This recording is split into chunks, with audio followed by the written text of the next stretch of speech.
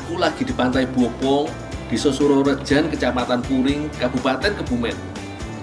Aku sama Mbak Aini dan anak-anak mau cari yingking.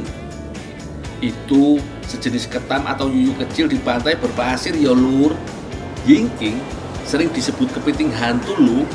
Soalnya gerakan yingking sangat cepat saat berlari di pasir pantai. Kakak.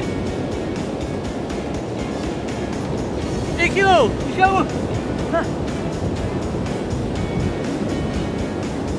Lho, nubruk ini bener. Begitu juga waktu mereka keluar masuk sarangnya. Jadi kita harus lari dengan lincah dan kencang untuk mengejar dan menangkapnya.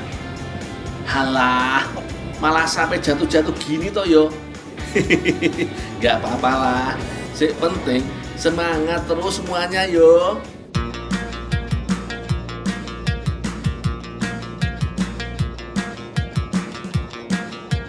Waduh, saking cepet gerakannya yingking, semuanya sampai ngos-ngosan gak bisa napas.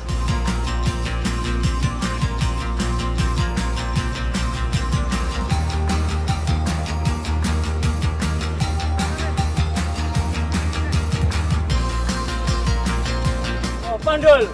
Kesel. Jingking. Iya ya jingking. Ora ngono kuwi, ora kaya kuwi iki digolet karo pacul. Golet omahe keduk, ora kesel, kayaknya keselen. Omahe digeduk, Pak. Omahe goleki digeduk. Dadi kesel banget. Golek ilange digeduk e, ora ya jare bapake. Pacul kaya pacul kono. Geduk yo.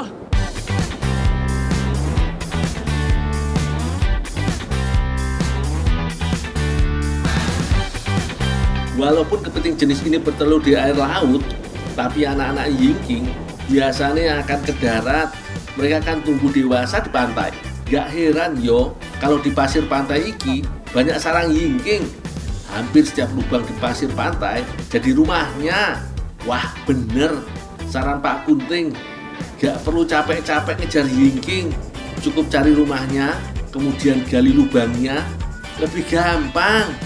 Pak Kunting datangnya telat sih. Kita udah ngos-ngosan, baru dikasih infonya.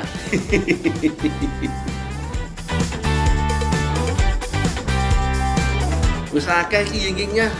Bawa pulang yuk Mbak ini, biar bisa langsung dimasak. Pak pulang dulu ya Pak ya. Oh ya. Masak dulu. Oh ya dimasak. Boleh lagi ya. Coba. Ini bawa lagi.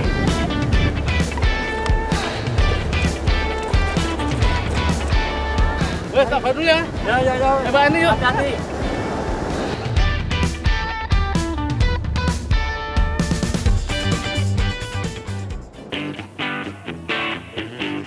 Yingking termasuk jenis kepiting yang jarang dieksploitasi yo. Tapi di beberapa tempat seperti pesisir selatan Jogja dan di Kebumen, yingking biasa diolah jadi makanan enak lho. Biasanya sih hanya digoreng yo. Oh iya, supaya yingking nggak amis, ada tipsnya lho.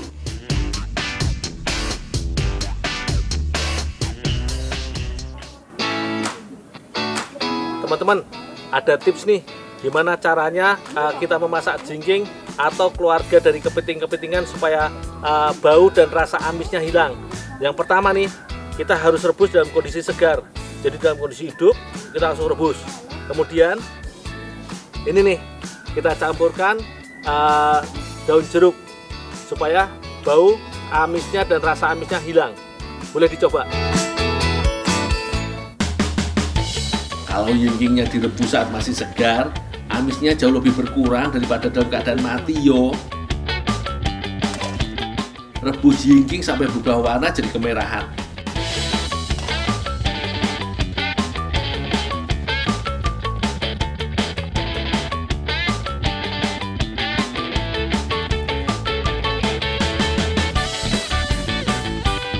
Masih belum selesai loh ini. Setelah dicuci bersih, yingking harus ditunggu supaya lebih mudah diolah. Tapi jangan terlalu halus yo, cukup tumbuk kasar begini.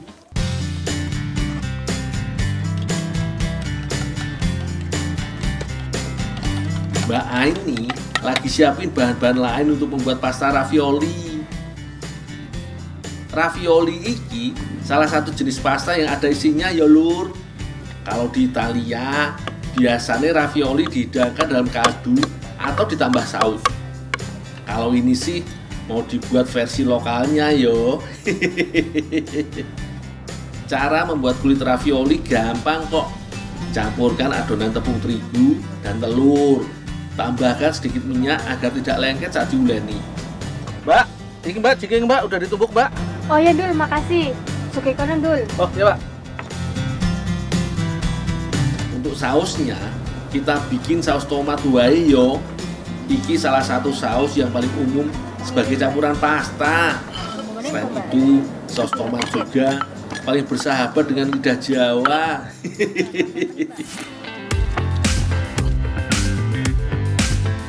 Haluskan merica, bawang putih dan bahan lainnya.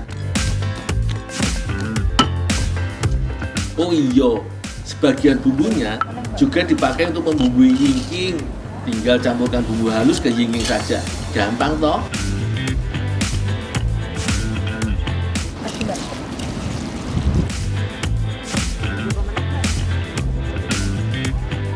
Setelah adonan jadi, bentuk bulatan kecil, lalu pipihkan seperti ini. Kalau bentuknya begini, jadi lebih mudah saat digilas. Ciri-ciri adonan yang benar-benar jadi dan kalis saat digilas nggak akan rusak, malahan adonannya jadi liat. Harus benar-benar tipis menggilasnya yo, biar rasanya lebih enak dan dominan kulitnya. Kalau udah jadi, masukkan yingking ke dalam adonan kulit. Sebenarnya bentuk asli ravioli lingkaran atau setengah lingkaran yang tertutup. Tapi kali ini mau dibuat setengah terbuka. Jadi biar kelihatan isinya. Yalah, malah lebih mirip dimsum kalau begini yo. Terus Mbak, dimasak. Ayo Mbak, kanan Mbak.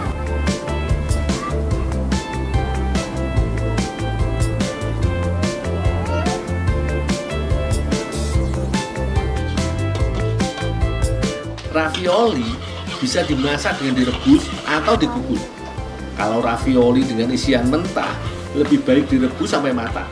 Tapi kalau isiannya sudah matang, cukup dikukus saja supaya isinya nggak ambyar. Sambil menunggu raviolinya matang, langsung buat saus tomatnya aja yo. Tumis semua bumbunya, kemudian tambahkan parutan keju supaya lebih gurih. Tinggal tunggu sampai saus mengental. Kita cek lagi raviolinya yo. Kalau warnanya sudah sedikit kecoklatan dan teksturnya lebih kenyal, artinya wis mateng.